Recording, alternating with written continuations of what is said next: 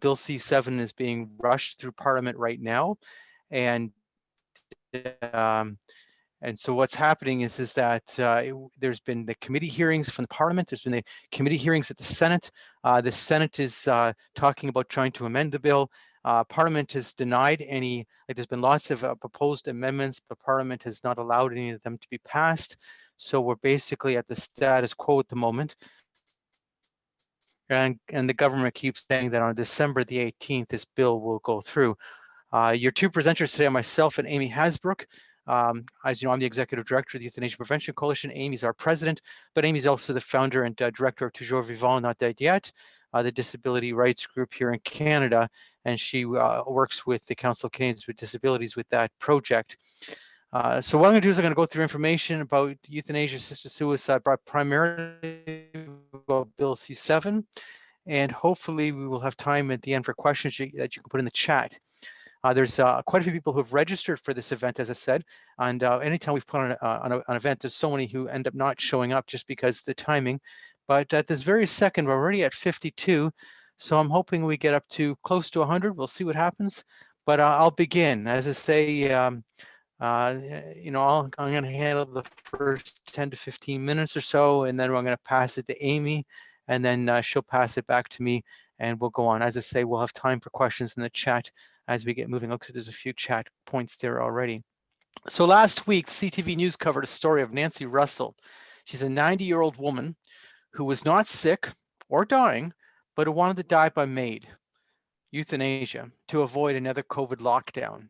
So here's a woman who lived in a nursing home in Toronto, who had decided, now she was pro euthanasia. She was, I'm not sure if she was a member of Dying with Dignity, but she was certainly a supporter of the concept.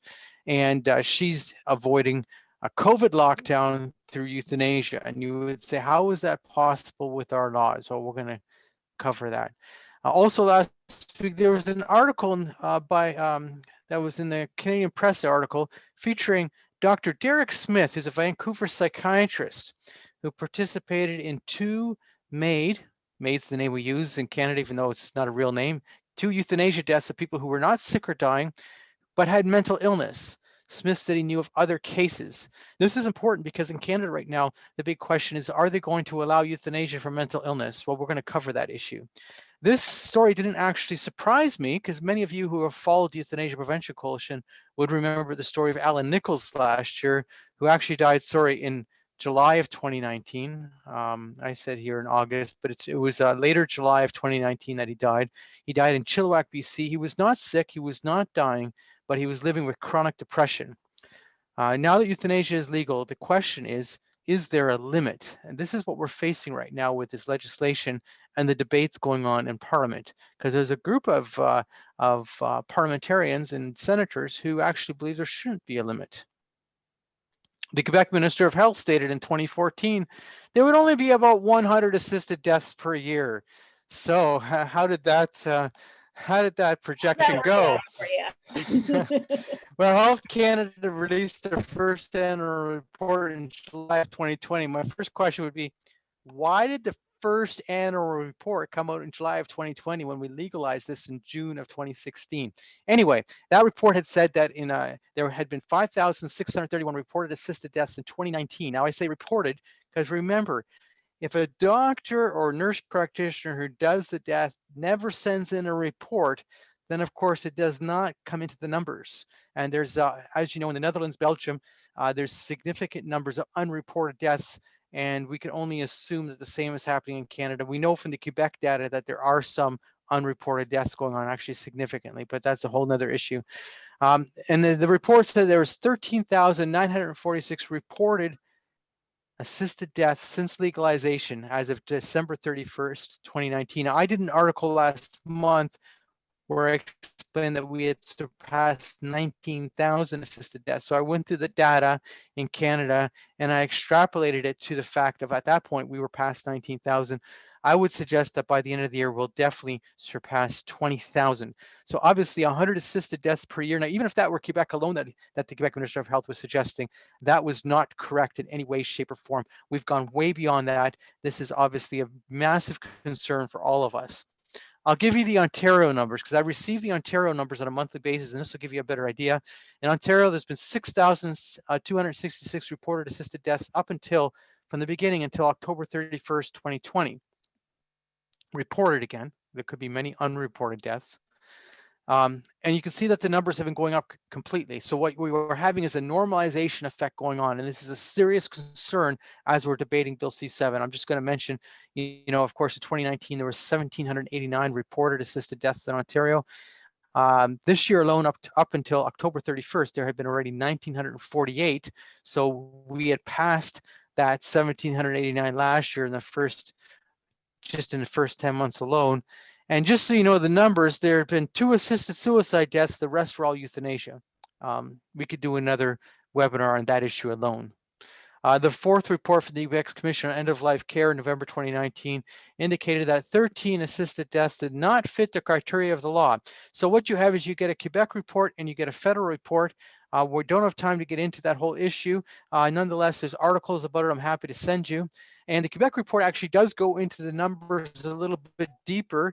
The federal report doesn't do that at all. There's no way from the federal report of last year that you could in any way dig through the numbers and extrapolate abuse of the law or things that are going on, because they just don't report on that. They simply just give you data about who died, age, etc., province, whatever. 3 of those 13 deaths that did not fit the criteria of the law were for hip fractures.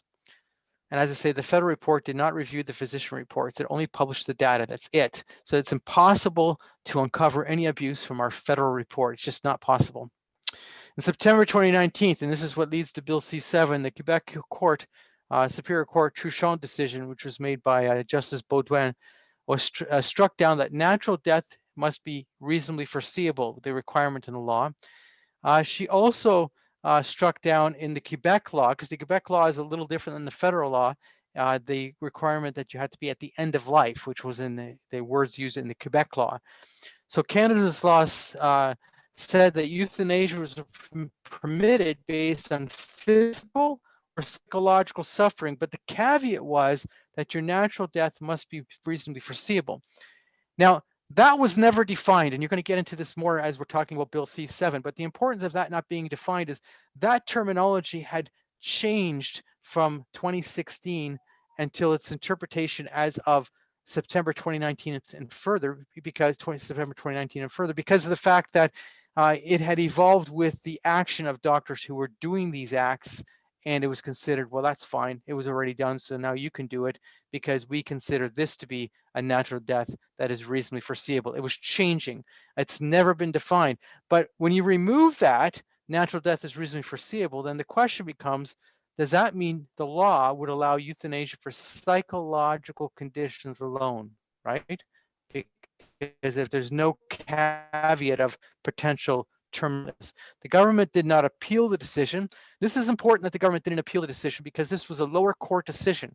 The Quebec Superior Court means it was the federal court. It does not mean that it was the high court. This was not the appeals court. This was not the Supreme Court of Canada. So they did not appeal the decision. This is a concerning thing because when you're talking about a serious issue, such as euthanasia or assisted suicide, or as they like to call MAID, obviously speaking, you would want the decision appealed based on the language of the decision alone. Bill C-7 then. Well, Bill C-7, we were told, was to then rectify or fix the problem that the Quebec court had struck down, that your natural death had to be reasonably foreseeable. But in fact, it went much further. It removes that requirement that natural death has to be reasonably foreseeable to qualify for lethal injection, because that's what euthanasia is. That's how it's done. But people who are not terminally ill then could die by euthanasia, but the Quebec court decision only required that. Bill C-7 goes much further. Bill C-7 permits a doctor or nurse practitioner to lethally inject a person who's incapable of consenting if that person was previously approved of the death. So this is the first thing I'm referring to. It does not require someone to be competent at the time of death. What's interesting about, I point out that in Carter refers to competent people. Right? You'd have to be an adult, competent person, etc. Obviously speaking, if you don't have to be competent at the time of death, does this then contravene Carter? I think it does. Bill C-7 creates a 2-track law. So what does that mean? So the federal government decided if they're going to remove that your natural death had to be reasonably foreseeable, even though it's never been defined, which is a crazy situation, you must admit. That's pretty crazy. What does it mean? I think all of our natural deaths are reasonably foreseeable. I'm only 52. I think my natural death is reasonably foreseeable. Anyway, the point of it is that if what they did is they took away then the waiting period. So currently in the law, there's a 10-day waiting period. So they said if your natural death is deemed to be reasonably foreseeable, meaning they say you're actually dying, then there would be no waiting period. Now you need to understand this was totally unnecessary. Even if you support euthanasia, this was unnecessary because when I talked about Bill C-14, the current law, I mentioned how the law had built within it this sort of yes and no game. So what it said, Bill C-14, it said there was a 10-day waiting period, but the doctor could waive the 10-day waiting period. So therefore, they were saying that if someone was so near to death, you could waive the waiting period. But of course, they never defined these things. So therefore, technically, removing the waiting period is sort of silly, you know? Well, then they said, though, but if a person is not terminally ill, so their natural death is not deemed to be reasonably foreseeable, they would have a 90-day waiting period. Now, I'm pointing out this is a situation that will lead to a future court decision. And why? Well, someone who has the same medical condition but is going to a different doctor is being treated differently. One doctor who's maybe very pro-euthanasia would look at someone who has X medical condition and say, I deem that your natural death is reasonably foreseeable. Remember, it's never been defined. Therefore, you can die immediately. And the next person who has the identical medical condition, doctor says, I do not think that your natural death is reasonably foreseeable. Therefore, they're given a 90-day waiting period. So you have a natural inequality built within the law. But, you know, it's wider than that. But the fact of it is you can see how there's serious problems in the fact that it's not been defined and it's subjective. It's completely subjective. I think this is unconstitutional and will lead to being struck down. So why is my concern there? Well, if the 90-day waiting period gets struck down in the future, that means there's no waiting period for anyone. It means that anyone could die immediately. That's what it would mean. Now, how would the future parliament deal with that? It depends on what a future court decision would say. So I'm concerned that Bill C-7 actually is leading us down the garden path of a Wild West type made euthanasia law. So Bill C-7 waives the 10-day waiting period when a person is deemed to be terminally ill and death is reasonably means, but a person can request death on a bad day, die the same day. That's what Bill C-7 allows. It's the same day death problem. But as you know, studies prove our will to live fluctuates. So the fact is on a bad day, you never get to see a good day. That's what Bill C-7 does without a question. Now let's get into another issue.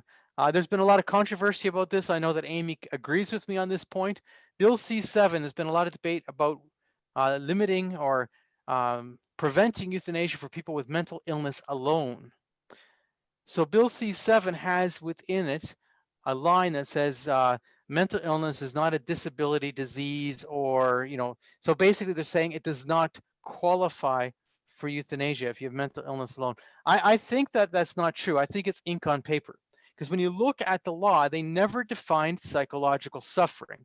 By not defining psychological suffering, and in fact, they haven't defined mental illness either, but by not defining psychological suffering, is it not going to be that physicians who are hardcore pro-euthanasia will define one's mental illness as a form of psychological suffering? Well, of course they will.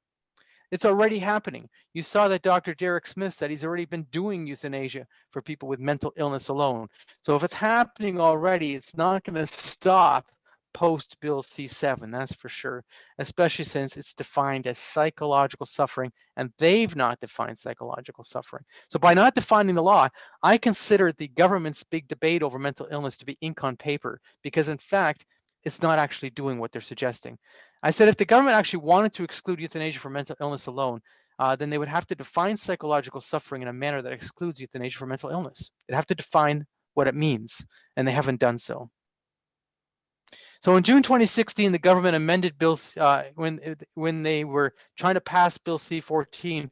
They agreed to an amendment, and they included a mandatory full review of the law And it stated that they would do a mandatory review of the law and the state of palliative care in Canada, and that was to begin in June of 2020. So this is legislated. Bill C-14, if you go back to it, you'll notice in section 10, there's a mandatory review of the law.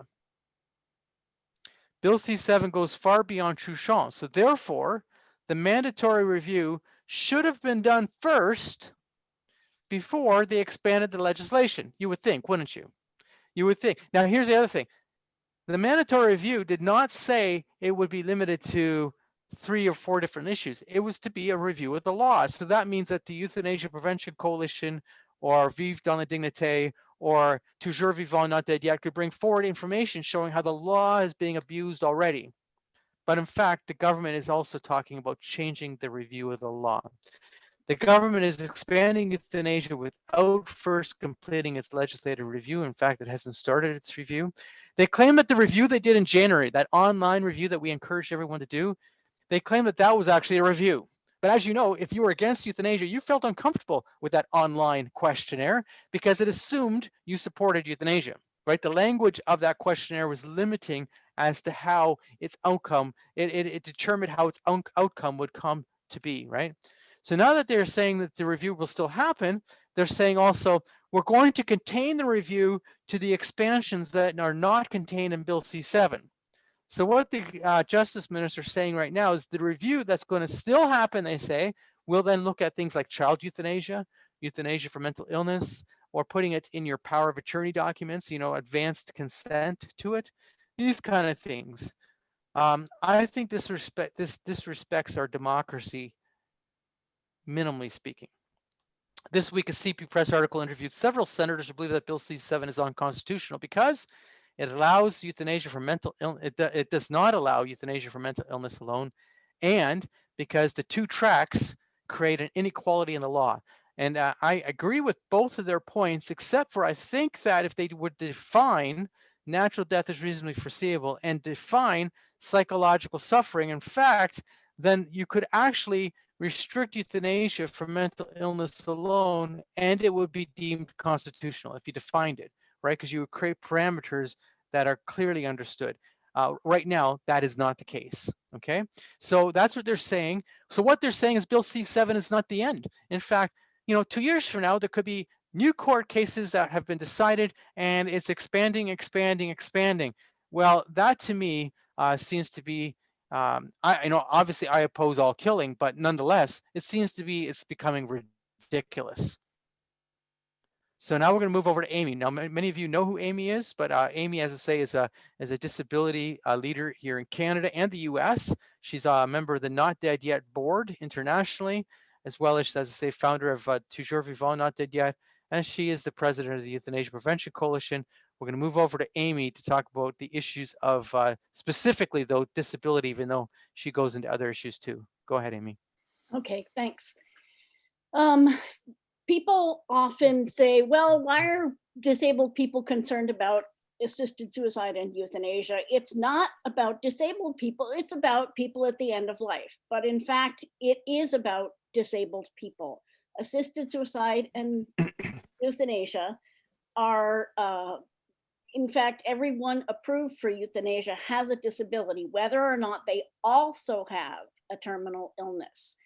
And I'm defining disability as a physical, sensory, cognitive, or psychiatric limitation, which in addition to discrimination and barriers in the environment adds up to a disability. So it's not just the physical condition or the mental condition, it's the discrimination that the person experiences that creates the disability. And newly disabled people generally don't want to accept the label of disability because it means a loss of status. And it means a loss, it means accepting a lower status in our society. And many disabled individuals support assisted suicide and euthanasia because they believe that it creates autonomy, but in our view, it does not. Next slide. Assisted suicide and euthanasia. Here are some of our core beliefs of toujours vivant, not dead yet. There can be no free choice while old, ill, and disabled people don't have a free choice in where and how we live. And that is the case as it stands for disabled people. Also, disabled lives are routinely devalued, as seen in the unequal application of suicide prevention policies. Non-disabled people get suicide prevention services, while disabled people get suicide completion assistance. And where assisted suicide and euthanasia are legal, safeguards do not prevent disabled people from being wrongly killed, whether they're ineligible or whether it's just that they ask to be killed and somebody says, well, okay, you're not technically eligible, but it's okay, we'll just do you anyway. Next slide. Some of the effects of barriers and discrimination that make a physical or a psychological or sensory limitation into a disability are things like internalized depression. The message better dead than disabled is something that you hear in everything from fairy tales where the villain has a hook or a prosthesis or a scar that is a symbol of their moral deficiency, to scary movies where the bad guy has a limp or whatever. That is a very, very deeply entrenched trope in our society. And this idea that it's better to be dead than disabled is kind, when somebody becomes disabled, it's like this box, Pandora's box, opens up with all these things that they've sort of seen but not really registered throughout their lives about how disability is such a tragedy and how their life is over and they have nothing left to live for because they're not really a whole person anymore. All those beliefs suddenly dump right on the person's head, and without support and counseling to undo those messages that they've been taking in all their lives, that becomes internalized depression and people drink the Kool-Aid, basically. Also, people with disabilities face very high rates of unemployment, generally around 70%. And that varies depending on the disability, and that's both because of discrimination and lack of accessibility. Disabled people live in poverty, both because of unemployment and because of inadequate income supports. We lack access to transportation and to businesses serving the public and government agencies as well. And we also face forced institutionalization, which was the problem at the root of the Truchon case. Jean Truchon was stuck in a nursing home in Quebec, and Nicole Gladu was afraid she would get stuck in a nursing home. And that's both because of a lack of accessible housing and home modifications and a lack of self-directed personal assistance services. Next slide, please. There are also barriers and discrimination that we face in healthcare. We face long wait times for durable medical equipment like wheelchairs and stair lifts. We face difficulty in getting the right treatment for the problem. Not Dead Yet lost a board member last year in 2019, Carrie Ann Lucas, because she was not given the antibiotic she was prescribed for a lung infection. They gave her a cheaper version, and that not only didn't clear up the lung infection, but it caused a reaction, and she became unable to speak, and she ultimately died because she didn't get the right drug. And it's harder to get approval for treatments that are not curative. The health maintenance paradigm is based on results, and results are about what makes people cured and better. And if you need treatment that maintains a function or provides comfort, relieves pain, or prevents problems, those are harder to get approval for than treatments that are going to quote unquote cure you. And because disabled people aren't going to be cured, then they have a harder time getting good medical support. Next slide, please. Disordered priorities. It's easier and faster to get assisted death than it is to get palliative care, supports for independent living, medical equipment, and quote unquote non-essential treatments, and mental health care and suicide prevention. Because as I said before, if you're disabled and you want to die, everybody says, hey, great idea. Even the Supreme Court says it's a great idea. Next slide, please. I want to make one little comment here, Amy, and that is during the parliamentary committees, a couple psychiatrists made the comment that the waiting period for mental health care is often longer than 90 days. Yet, of course, this new legislation says that if you're not terminally ill, but you've asked for euthanasia, you can have it, but you have to wait 90 days. So it means it's going to take longer to get your mental health care than it is to get your death. Exactly.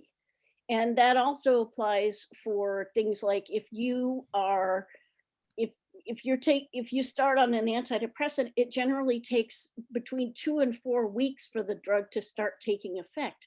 If you're in emotional distress, you need to wait for that time for the drug to see if it works. If it doesn't, you need to try another drug. And if you don't have to wait for assisted death, then you can just, be euthanized. Bill C-7 and disabled people, Bill C-7, in our opinion, facilitates abuse because it decreases the number of witnesses required for the request from 2 to 1. That one witness can be an attendant, and so it sets up a situation where an abusive attendant can coerce a person to ask for death and then be the only witness to that request. And that is an extremely dangerous situation for somebody who's elderly and living alone and feeling more and more isolated because they can't get out, because they can't get a stair lift to get down the stairs out of their apartment. They can't get public transportation to go anywhere. People don't come visit, so they feel isolated. And all of a sudden, that abusive caregiver says, gee, you could have medical assistance in dying, and here, I'll be the witness to the application for you. And that's it. Next slide, please. As Alex was saying, the mental illness exclusion is an illusion because mental illness is considered a disability in virtually all other laws, treaties, and court decisions.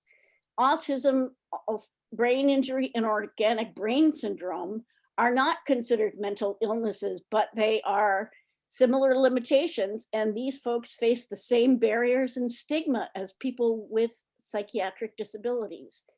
And as long as psychological suffering is an eligibility criterion that is not clearly defined, people with mental illness will be euthanized.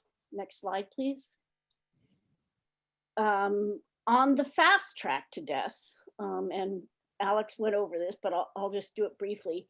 The 10-day reflection period, eliminating it, means that there's not enough time for antidepressants or other drugs to take effect or to get the right dosage of pain medications. And that's also often very difficult. My husband has spinal stenosis and which is what Kay Carter had in the Carter case, and various other osteoarthritis in his back, and he takes fairly heavy duty opioids, and they're adjusting his medications now, and he's asleep on the couch because the new medication puts him to sleep in the afternoons. So we have to talk to his doctor again. Nope, this one isn't going to work. And finding the right balance of medications can be very tricky. waiving consent when euthanasia is given creates a de facto advance directive. So instead of going through a process where we decide, okay, we're going to allow advance directives, they're just sneaking that one in. And the person has to,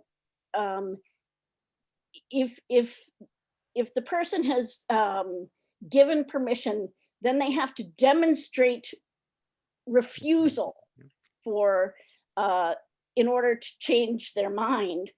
And that even is the law says that if the person says involuntary words, that doesn't count as a demonstrated refusal. And we were wondering if words like no and stop would count as involuntary words, because that's what happened to a woman in the Netherlands. Yeah. Who was not sure, she wasn't quite ready to go. She had given prior consent, but she wasn't clear that she was ready to die. But her doctors said, nope, you're ready to go. And they held her down and they gave her a sedative in her coffee, and their family held her down for the injection. And so much for the ability to withdraw your consent. It's just, you know, the family held her down because the woman, even though she had dementia, was refusing. Right. So in order for the doctor to do the act, she had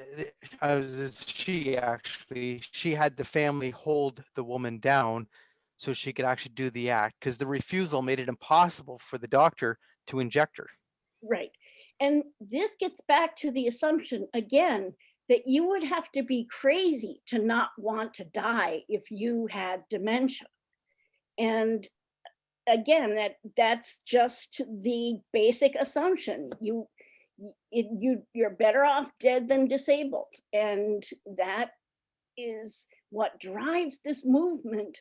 And it's why disabled people, disability rights organizations are so concerned about these bills, and why we've been working for 35 years against this movement. Next slide, please. On the slow track to death, because there is a slow track, your death would not be reasonably foreseeable, but that term has still not been defined, and it's very slippery. And it's, in fact, so slippery that already 13,946 people have been considered that their deaths were reasonably foreseeable. So given how broad that definition has become through court decisions and organizations like the Canadian Association of Maid Assessors and Providers creating very broad standards, that it really is going to be a fairly small group of people who aren't included. But again, as Alex said, the 90-day reflection period will probably be challenged in court, and it can be waived for any shorter period for any reason, pretty much. So next slide, please. Okay. On the slow track to death, the medical practitioner must ensure that the person has been informed of means available to relieve their suffering, including counseling services, mental health and disability supports, and palliative care, and have been offered consultations with relevant professionals. There are a few problems with this language. Next slide, please. The medical practitioner decides what supports are appropriate, not a person who has knowledge of social services and disability rights organizations and the value of peer counseling to disabled people. These services are only offered to people who are not at the end of life, but they would be certainly as valuable to anybody who is at the end of life, because, like I said, everybody has a disability, whether or not they also have a terminal condition. And being informed and offered consultations are not the same as receiving services that actually meet the person's needs. So the promoters of euthanasia and assisted suicide are fond of saying, well, people have been getting palliative care and they ask for it anyway. We don't know that they're getting palliative care. We know that they've been referred for it. We know that they may have had a meeting with a palliative care specialist, but we don't know that they've had prescription of adequate medications to deal with their pain. We don't know that they've had prescription of other medications to deal with their other symptoms. We don't know that they've gotten peer counseling from other people with a similar disability to say, hey, you know, it's not fun, but life with this disability is certainly not a fate worse than death. We don't know this stuff because it's not tracked in the data. And there is still no requirement that the person receive suicide prevention intervention. Next slide, please. The medical practitioners have in the condition.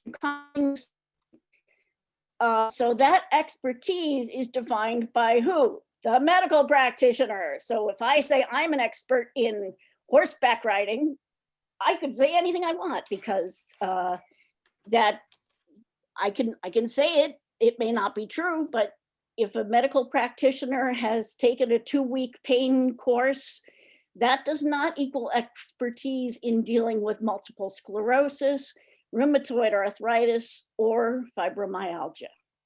Thanks. So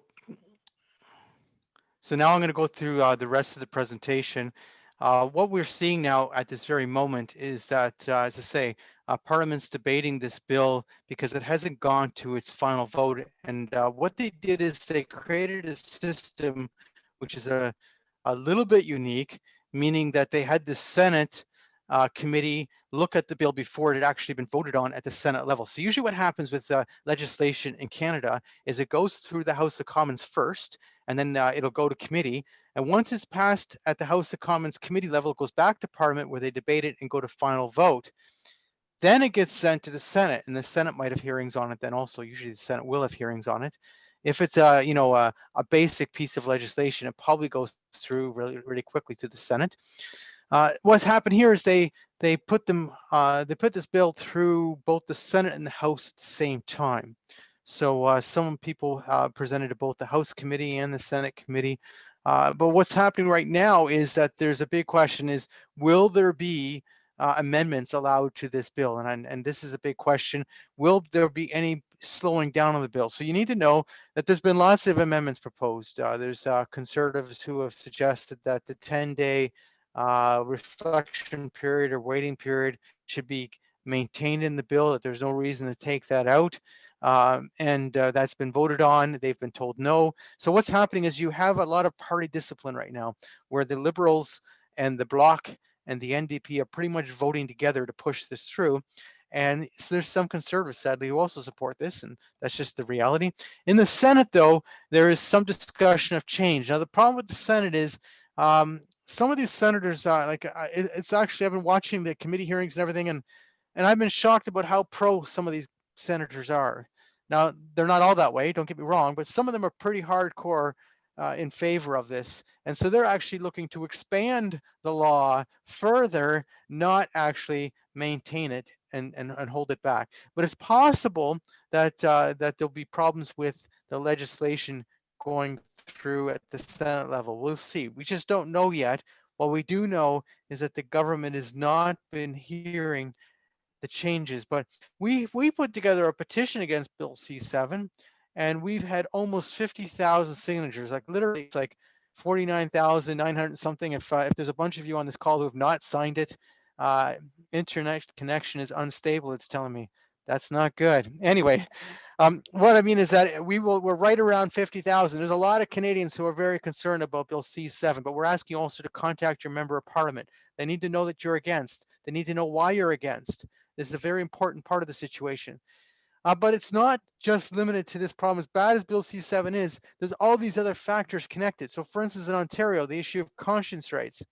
At this moment, the Ontario College of Physicians and Surgeons has told physicians that they must do what they call an effective referral. That went into the courts, and quite a few of the people on the call are from Ontario, so you would have heard about this already. The fact that doctors in Ontario being told you don't actually have to do the act, but you have to do an effective referral. Now, an effective referral is defined as referral for the purpose of the act. Doing a referral itself is not necessarily the issue, meaning referring to another physician saying, I personally don't support this. Therefore, here's a list of 10 physicians. There might be one of them who's happy to take you as a patient. I will continue to care for your basic needs, but I cannot be involved with the issue of euthanasia. The other thing is, of course, if there's a 1-800 number offered provincially, then the doctor wouldn't have to refer. But in Ontario, they're saying they have to do an effective referral, which of course is very similar to the issue of actually doing the act themselves. The Delta Hospice Society. Well, the Delta Hospice Society is a hospice society that opposes euthanasia, always has opposed euthanasia. The difference is that they were willing actually to speak out and oppose euthanasia. They were very clear at their opposition to euthanasia. And so they got into trouble with the BC Health Minister, Adrian Dix, who told them that every organization that does medical care in British Columbia and receives money unless you're religiously affiliated. Delta Hospice is a secular group. You must offer euthanasia. So the Delta Hospice is told that if they do not change their position, that as of February 2021, they will lose their provincial funding. Now, what makes this even worse is the BC government is talking about expropriating the hospice building.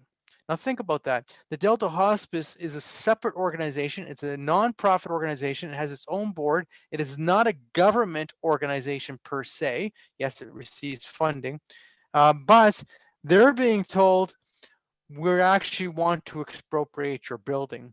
Well, that to me is a real sign of a problem in a nation that we're supposed to be free. The government doesn't own their building.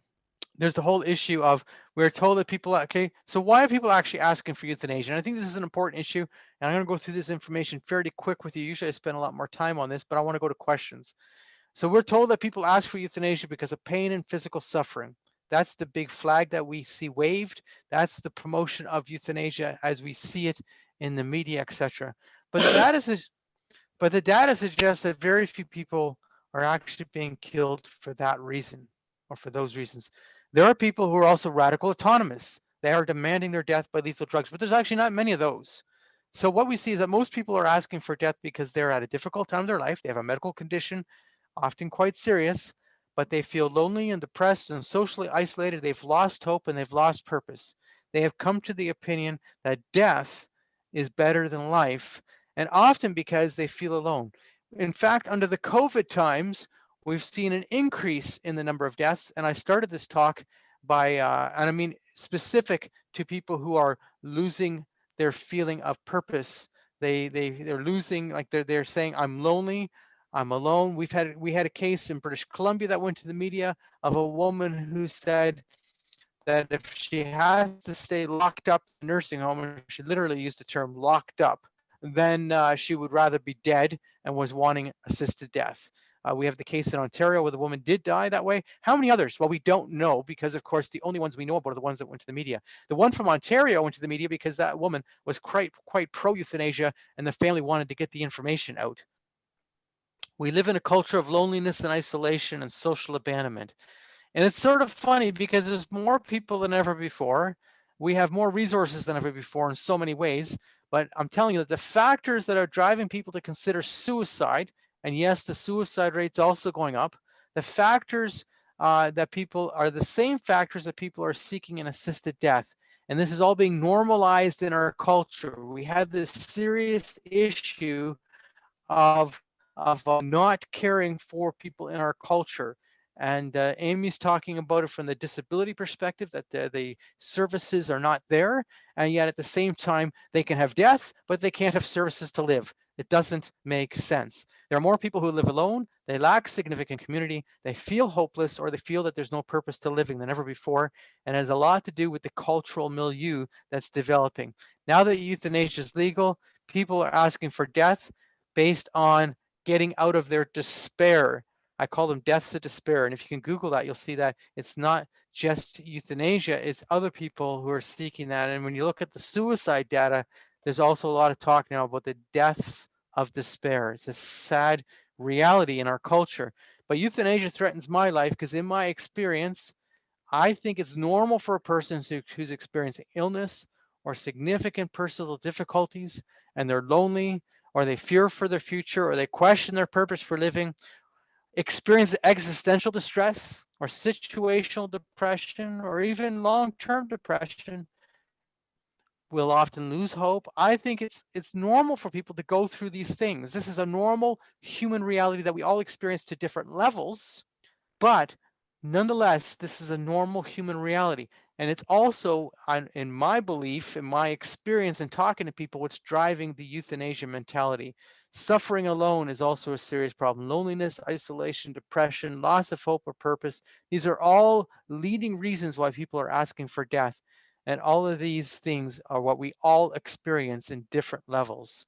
Alex, I just want Um, to add yep. one thing, which is Yeah, that please. euthanasia proponents often say that this is not the same thing as people who are suicidal. That's And right. This is the same. suicide prevention people are also have also bought into that myth that people who are requesting assisted death are not suicidal, but in fact they are. And it's very frustrating for those of us who've been working on this issue for such a long time to be thrown under the bus by the suicide prevention community, which has Yes. not basically has not admitted that requesting assisted death is the same as being suicidal. They are creating a false distinction. They're saying that this is people trying to take control of their lives, but in fact, uh, all of the motivations that drive people to want assisted death are the same as the reasons that people are who are suicidal, and they're the same kinds of issues. And as you know, we agree completely. I mean, because I look at this as the circumstance for people under, I guess, how can you call it normal suicide? The circumstances might differ between that and euthanasia, but the feelings, the attitudes, and what's driving them are the same. Right. Yeah, I agree completely. And I also recognize that what we need to do in the culture is we need to recognize the importance, because as a human being, I need others. And this is what helps me find my meaning. And in a society where we've become so about ourselves, like we've become so centrally focused. Now I'm going to say something else, which is important to this, and I didn't have it in my slides, and I know we're running out of time, but it's important. I was presenting on November 24th to the Senate committee, and they put me in with the suicide prevention people, which was fine with me. I had no problem with that. They gave me a time to speak. I was fine with that. But at the end of the presentation, Senator Kuchar, Stanley Kuchar, now he's from Nova Scotia, and he said he challenged one of the suicide prevention experts by saying to him, well, in countries that have legalized euthanasia, assisted suicide, assisted death, the suicide rate has gone down. Therefore, he said there's no connection between euthanasia assisted suicide and suicide. Therefore, he says, why are you as a suicide prevention expert concerned about the connection? In fact, he was wrong. And I wrote this article to show clearly he was wrong. And I just published this article because, in fact, just so you know the data, in Europe, the suicide rates have actually been going down. And you can Google the data. Or you can go to my recent article, and you can click to I've got the World Population Review, the data. But Belgium, which has euthanasia, has the highest suicide rate in Western Europe. It's the 11th highest in the world. And the Netherlands suicide rate has been going up. So the rest of the suicide rates in Europe have been going down on average. Okay, obviously it changes every year a little bit, but in Netherlands has gone up, and Belgium is the highest in Western Europe. So I don't think you can say that. Now, if you look at Oregon and Washington State in the US that have assisted suicide and have had it for a long time, their suicide rates have both been going up higher than the average in the US. So there's the national average in the US, and both states have seen higher rates of increase.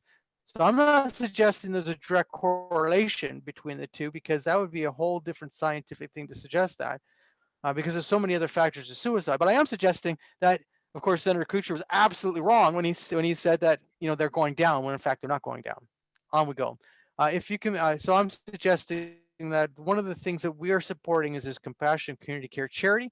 It's important because it's all about training people to be with others, and there's going to be training sessions, and there has been training sessions with that. The whole idea is that we must recognize the importance as people of how we care for the other. Now, we do have some questions here, and I think I can move up a bit. There's a couple here thanking Amy, so that's good. Very good. Costing a lot, yes. You have a friend who chose euthanasia and was given no further treatment. That's right. Pain is a suffering as a part of life. Killing yourself is wrong and not justified. Actually, Walter, you're right. Pain is a part of life, but nonetheless, we can do something about pain. Like we can help people. And Amy was absolutely right when she said that the problem with painkillers and with people dealing with antidepressants is the fact that, you know, just because you were given a painkiller doesn't mean you're immediately out of pain. It means that usually that has to be worked through. Some pain killing drugs are not as effective as others dealing with that individual person, right? Because we're all different. So the fact is that sometimes it takes time to deal with the pain. And that's an important issue when we're talking about these issues, because the fact, do these issues, when they're talking about killing people, they're talking about killing people immediately. That's what they're talking about right now. And I'm opposed to killing everybody, but this seems to be becoming ridiculous. It is very important, now Hikmat said, it's very important for that all members of parliament who actually vote on this bill to know the information presented in this meeting. Yes.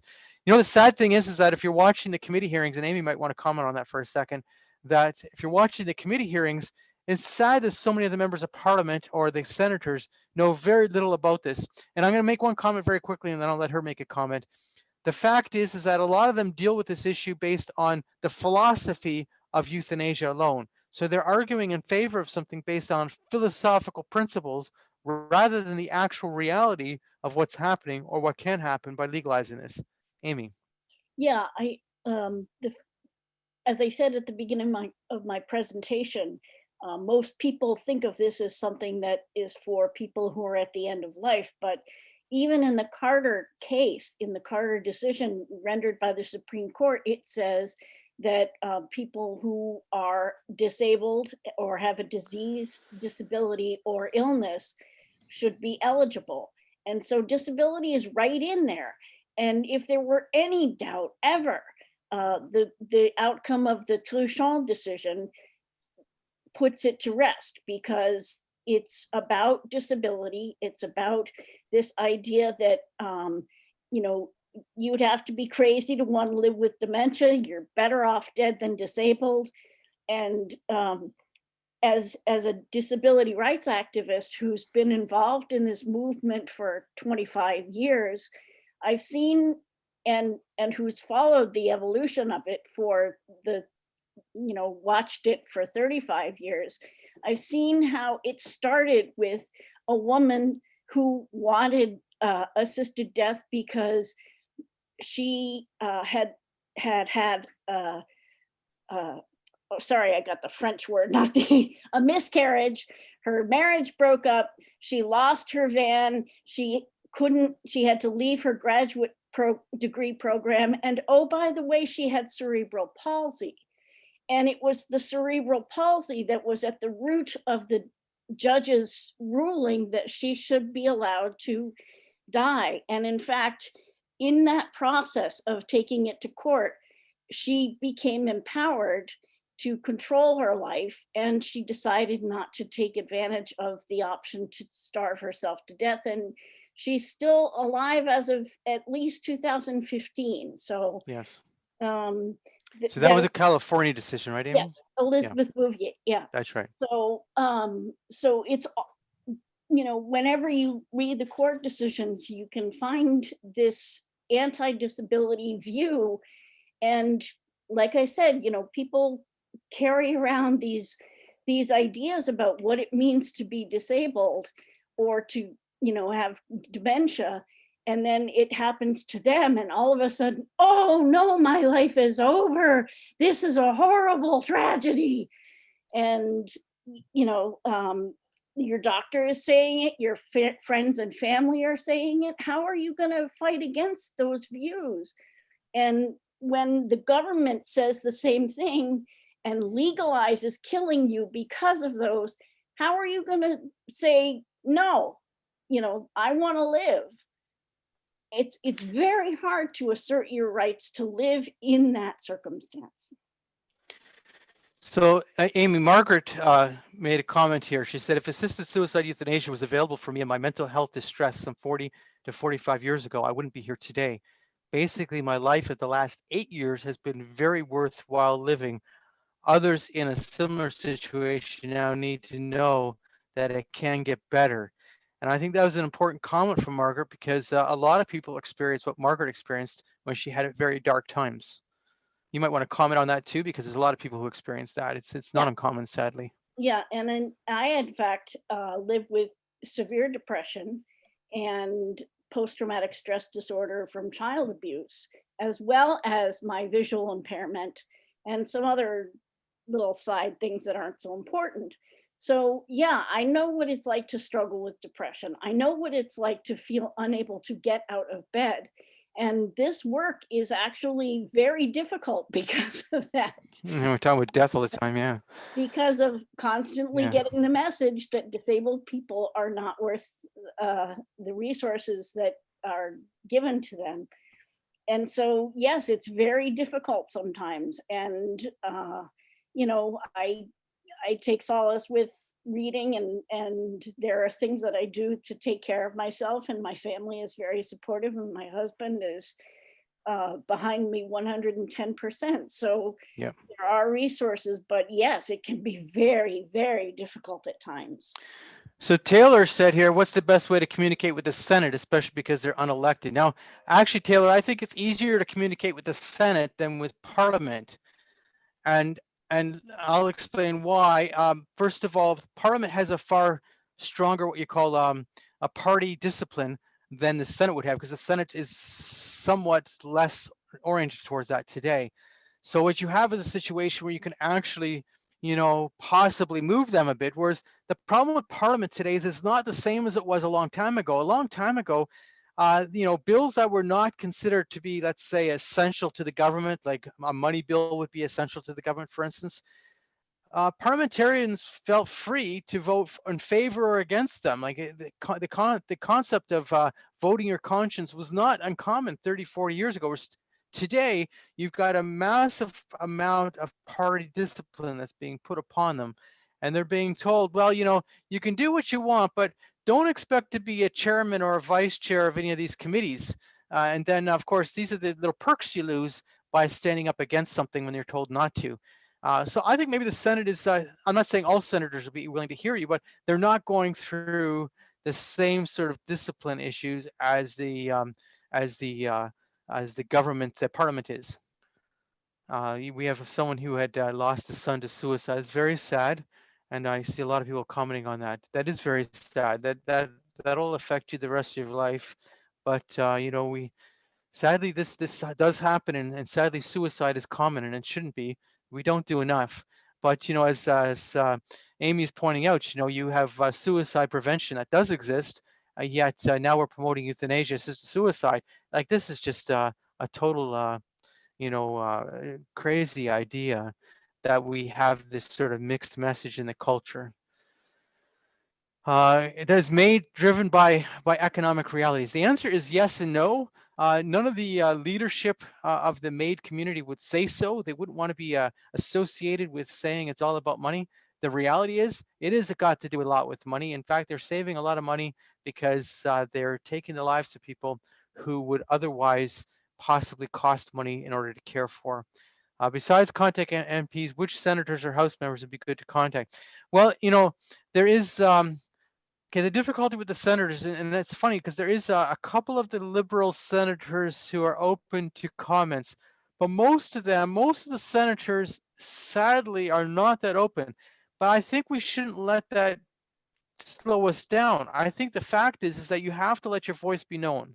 So with all these things, whether it's your member of parliament or your senate or whoever it is, you should be sending them the message constantly, because silence doesn't help us.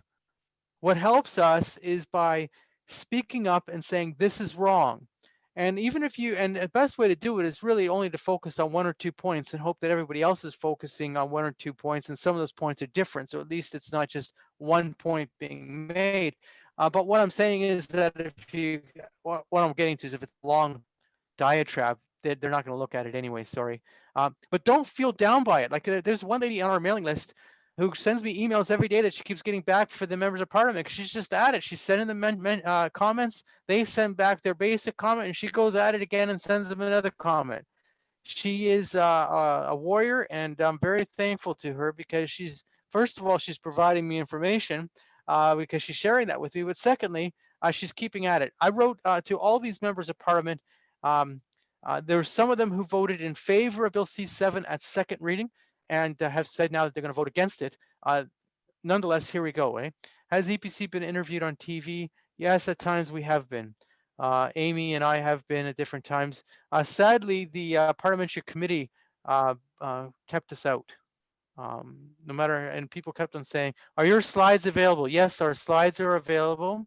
I'm happy to send them to you if you email me at info@epcc.ca, so you can see it right there, info@epcc.ca. I will send you the slides without a question. And that will have all the slides on it because we put Amy and my presentation, Amy's is together, as you see. There's lots of questions. Please send us emails. I think that we've hit 4:01 our time, which means that we really should be done now. And yes, you can go to the Coalition for Healthcare and Conscience also. They have a list that you can go to. So the fact of it is I'm asking you at this last moment to do your best to contact members of parliament, senators, etc. And even if you feel that they're not listening to you, believe me, it's not a waste of time. We started that petition way back, and then we had almost 50,000 people sign it. So now we've been sending that petition to the main leaders. Will it make a difference?